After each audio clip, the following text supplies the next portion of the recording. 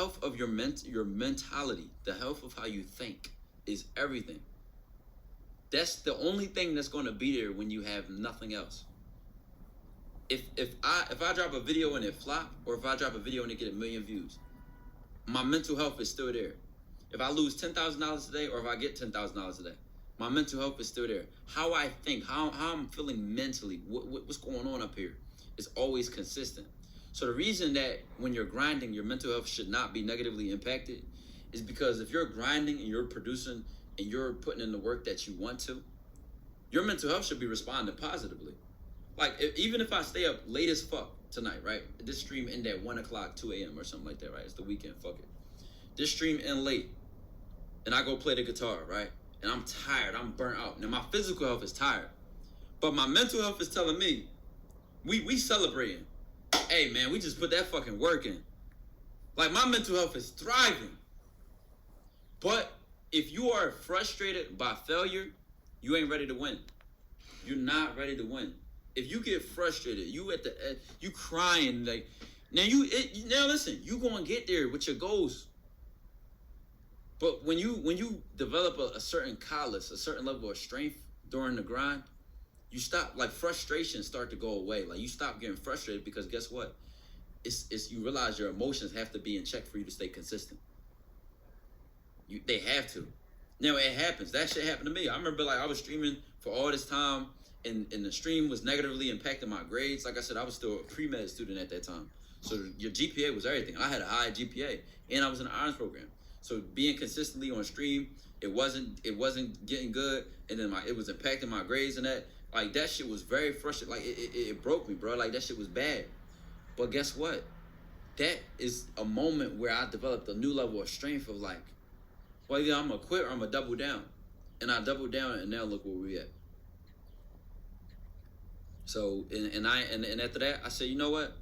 This is pointless. Because if I'm going to keep working anyway, what's the point of complaining?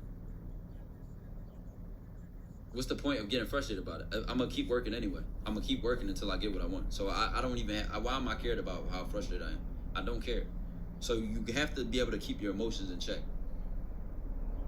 I mean, my mental health gets affected when I perform poorly despite putting all this work and sacrifices. Guess what?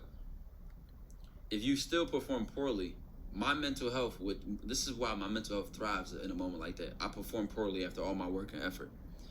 In that moment where I broke down and that shit fucked me up, I didn't have this level of awareness. I can tell you now because I made it past that. The reason my mental health got affected negatively, and now I'm in a place where I'm like, all right, now I can appreciate that shit, is because I didn't realize that poor performance is the best teacher. If I do something and I perform poorly, I need to figure out why, so I never do that shit again. And then when I find out that why, I'm excited. Okay, this did bad. I did bad. I performed poorly. Why? As soon as I get the why, it's over. Because now I can start fixing that why, and I'll never do it again. You know what I'm saying? That's why now I look back like, I should have actually used that to my advantage. Back then, I could have used it to get more discipline with my time management. I'm just thinking of all the things I do now that if I did it back then, it would have produced better results in the streaming and when I was in school, and how I allowed streaming to negatively impact my grades. That's all I'm saying, though. This how I can look back and see that, but in the moment, I didn't. And let me know if that makes sense. It ain't worth wasting your time with motherfuckers who just bring you down. Come on now. What are some jobs to get lots of bread with huge opportunity, considering what? If you need to work on answering your own questions, bro, I'm trying to tell you that. Like, if I had waited till somebody told me how to edit, if I had waited until somebody told me how to get my aim better at a game, or if I had waited for somebody to tell me how to get my footwork better in my sport, I would have never improved. You need to be on the ass of your result. Like, you need to be on the result that you want's ass. Like, you need to already know a question like that, bro. You know why? Because your next question could have been, how do I get into that field? You asking a surface level question, like, what's the best jobs? If you already know that, you already a step behind. Somebody else Googled that, found out the top 5, found out which one of these that at least 3 of them they could work with, found out the process it takes to be qualified for that job, projected the growth in that field and area, and now they're creating a plan for how they'll get in that field. Okay, well, I'm going to go to this community school for 6 months. They got a 6-month program, and I can get it paid for if I use my parents' financial sheet, and then, or maybe I can't use my parents, so I can get it paid for by the state because the state had, like, this is how you need to think, bro. I just made that shit up. Why? Because I remember one of my homies did a trade, right? And this is how he knew every step to what he was doing. Like, he was way, like, the whole shit was planned out. Ties an efficient mechanical sharp, constantly logically observing data and processing it, planning and position himself to score goals before, during it, while moving from his position.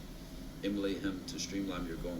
I'm telling y'all, chat, and I ain't a one-trick pony. Like I said, I done did this in any only, like I said, I was on some bullshit like my first 2 years of high school. So I really didn't get on my, like, in the type of state of mind until like my junior year or like the end of my sophomore year. But I did this in college. Whether I was pre-med, whether, it don't matter, bro. I like life and success and creating success. There's nothing special about it. And I hope I can show y'all that through, okay, I'm doing it in content, but I also did it in my career when I was doing school shit. Like just look at people like fucking Shaq or like Michael Jordan, like very successful in his career in basketball, but look at his net worth. Success is not special. Like once you get it, you got it. Like I don't even know how to explain it. Like you just got it. Like you just can't flip that switch off. Only you can get in your way after that. Then you have people like, you know, with all due respect, like Rick James. Rick James was still great, but Rick James had got addicted to cocaine, lost his voice. You know what I'm saying? Like even greats can fuck up, but it's on them. It's on them. Rick James was a ladies' man, slutting out all these different hoes. Guess what? He was the super freak. Like, they knew him. Like, so guess what? It probably was 20 bad bitches that niggas died for, throwing themselves at him a day. Had he practiced abstinence or whatever, he might not have gotten into the certain parties that he got into or been the places that he been and did the drugs that he did if he prioritized the success of his career, which he still had a fucking successful career. So you can't even take nothing from him, but I'm just saying, like, look, every success is not special and neither is failure. Like, just look at some people who have won big or lost big. You're not special, bro. Your problems are not special.